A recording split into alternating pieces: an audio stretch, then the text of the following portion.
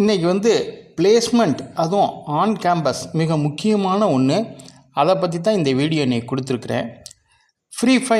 Final year ஸ்டூடெண்ட்டுக்கு இப்போ நம்ம தேடிக்கிட்டு இருக்கிறது பிளேஸ்மெண்ட்டு தான். அது எப்படின்னு கேட்டிங்கன்னா, நம்ம காலேஜ் வந்து பெஸ்ட்டு இன்ஜினியரிங் காலேஜு அப்படின்னு சொல்லி முதல்ல தேடுவோம். காலேஜ் எதுக்காகன்னா, இந்த பிளேஸ்மெண்ட் நமக்கு வேணும் அப்படிங்கிறதுக்காக நல்ல college, best engineering college, placement உள்ள காலேஜு அப்படின்னு நம்ம வந்து +2 முடித்தோடனே தேடி அலைவோம். அப்படி அலைஞ்சு நல்ல காலேஜ் கிடச்சி அதுக்கு தக்கன ஃபீஸெல்லாம் நல்லா நிறைய கொடுத்து நம்ம ஜாயின் பண்ணிடுவோம். படித்து முடித்து இப்போ ஃபைனல் இயர் இருக்கும்போது நமக்கு பிளேஸ்மெண்ட் வரும். அப்போ நம்ம பிளேஸ்மெண்ட் அட்டன் பண்ணணும். அட்டன் பண்ணால் தான் நம்ம பேரண்ட்ஸுக்கு நம்ம வந்து அவங்க நல்ல காலேஜில் சேர்த்து விட்டுக்கிறதுக்கு நம்ம அவங்களுக்கு கைமாறாக செய்யக்கூடியது ஆன் கேம்பஸில் ஒரு கம்பெனியில் பிளேஸ்மெண்ட் ஆகி நம்ம அதை காமிக்கணும். அதுக்கு என்னென்ன ப்ரொசீஜர் என்னன்னு நான் சொல்கிறேன். செலெக்ஷன் ப்ராசஸ் எப்படின்னு கேட்டிங்கன்னா, ஃபஸ்ட்டு வந்து ஆப்டிடியூட் டெஸ்ட்டு வைப்பாங்க. அடுத்தபடியாக டெக்னிக்கல் ரவுண்டு 1, டெக்னிக்கல் ரவுண்டு 2 அப்படின்னு ஒன்று ப்ரோக்ராமை பற்றி இருக்கும், இன்னொன்று கோர் கம்பெனியாக இருந்தால் சர்க்யூட்டை பற்றி இருக்கும். அடுத்தாப்பில் குரூப் டிஸ்கஷன் வைப்பாங்க, பேனல் இன்டர்வியூ, HR. அப்போ நம்ம வந்து இதெல்லாம் நம்ம அட்டன் பண்ணணும்.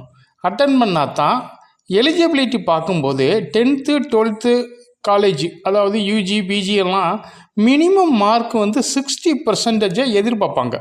நல்ல கம்பெனிகள் வந்து 60% மினிமம் இருக்கா அப்படிங்கிறத பார்ப்பாங்க. அதை பார்த்துட்டு தான் நம்மளுக்கு இது பண்ணுவாங்க.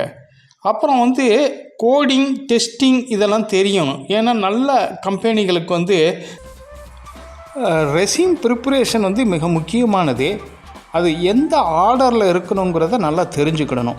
நம்ம ரெஸ்யூமை பார்த்த உடனே அந்த கம்பெனி HR அவங்களுக்கு வந்து நம்மளை செலக்ட் பண்ணணும் அப்படிங்கிற ஒரு ஃபீலிங் வரணும். அந்த எண்ணத்தை கொடுக்கக்கூடியது இந்த ரெஸ்யூம் தான். ஃபஸ்ட்டு எஜுகேஷனை பற்றி கொடுக்கணும். அப்புறம் ஏரியா ஆஃப் இன்ட்ரெஸ்ட்டை கொடுக்கணும். நல்ல சேலரி பேக்கேஜ் கொடுப்பாங்க. அப்போ வந்து நல்லா நம்ம அந்த டெக்னிக்கல் நாலேஜ் இருந்தால் தான் அதுக்கு நம்ம எலிஜிபிலிட்டின்னு அவங்க செலக்ட் பண்ண முடியும். காலேஜ் டெக்னிக்கல் ஸ்கில்லுன்னு பார்க்கும்போது C++, ஜாவா, பைத்தான் இந்த மாதிரி ஏதாவது ஒரு லாங்குவேஜ் கண்டிப்பாக C இருக்கணும். அது போக C++, பைத்தானு, ஜாவா இந்த மாதிரி கண்டிப்பாக நம்ம அதை படித்து வச்சுக்கிட்டா தான் பிளேஸ்மெண்ட்டில் நம்ம உடனே செலக்ட் ஆக முடியும். கம்யூனிகேஷன் ஸ்கில் இது ரொம்ப இம்பார்ட்டண்டானது. கம்யூனிகேஷன் ஸ்கில் வந்து கண்டிப்பாக நல்லா இருந்தால் தான் நல்லது. இல்லைன்னு வச்சுக்கோங்களேன், அவங்க அந்த டெக்னிக்கல் ரவுண்ட்லேயே நம்மளை கழட்டி விட்டுருவாங்க. அப்போ வந்து நல்ல கம்பெனி அப்படின்னு பார்த்தீங்கன்னா அவன் டிசிக்னேஷன் வந்து சில இதில் எடுப்பான். Digital marketing, .NET developer, database engineer அந்த மாதிரி எடுப்பான். டேட்டா அனலைசிஸு இப்படி தான் இருப்பான். ஃபார் எக்ஸாம்பிளுக்கு நல்ல கம்பெனிகள் சேலரி பேக்கேஜ் எப்படி இருக்குன்னு கேட்டீங்கன்னா 4 to 6 அல்லது 4 to 8 இந்த மாதிரி கொடுப்பான் annual பேக்கேஜ். இதுக்கு நம்ம வந்து நம்ம தான் தயார் பண்ணிக்கணும். அவங்களுடைய ரோல் என்ன இருக்குன்னு கேட்டிங்கன்னா, software developer, system software engineer இந்த மாதிரியெல்லாம் எடுப்பாங்க. அப்போ வந்து நம்ம பிளேஸ்மெண்ட்டுக்கு போகிறதுக்கு முன்னாடி நம்ம என்னெல்லாம் தயார் பண்ணிக்கணுமோ அந்த மாதிரி தயார் பண்ணிக்கிட்டால் தான் நல்லது. அப்புறம் தான் அந்த கம்பெனிக்காரன் நம்மளை செலக்ட் பண்ணுவான். அதனால் நான் சொன்னதெல்லாம் இம்பார்ட்டண்ட்டானது.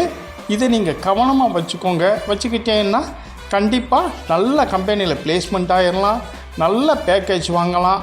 அடுத்த ஒரு வீடியோவில் இதுக்கு விட இன்னும் கொஞ்சம் டீப்பாக நிறைய